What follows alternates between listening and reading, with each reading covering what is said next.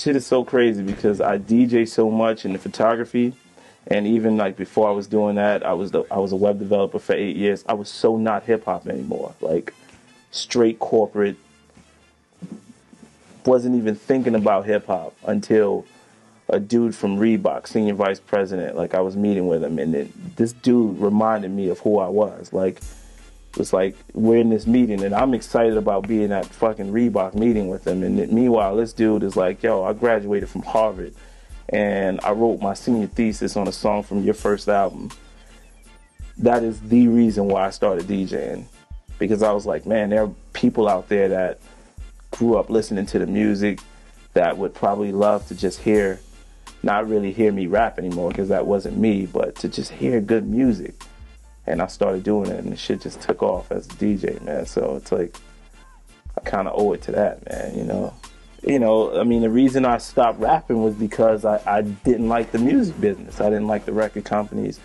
Although I'm friends with all of them now, friends with Barry Weiss, friends with Clive, you know, still speak to them. I mean, Barry emailed me a month ago, but I just didn't like the way they did business. You know, I was a young kid, 22 years old at the time when my second album came out, and I just couldn't understand how people could you could do something like rap for the love of it, and then it turns into this business, and then people suck your creativity away, you know. So before I allowed them to do that to me, you know, and that's no diss to them, like I still respect them and I respect the way they handle business for their company, but I just knew it wasn't for me anymore.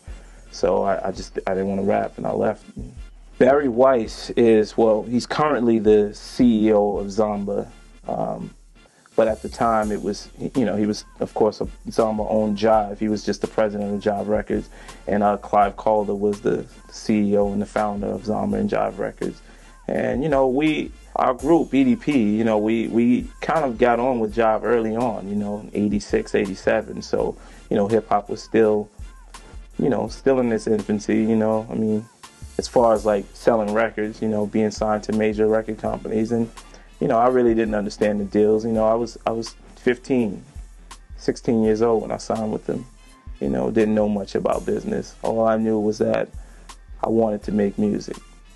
You know, I wanted to travel, I wanted to see the world, I wanted to perform, wanted to get on stage, you know, wanted to do beats, and that's it. You know, I was the kid that was sleeping under the mix board for weeks, making records like Self-Destruction, you know, producing those songs, you know, arranging them, everything, me doing it. And, you know, so by the time I turned 22, man, I was just kind of over the whole music industry.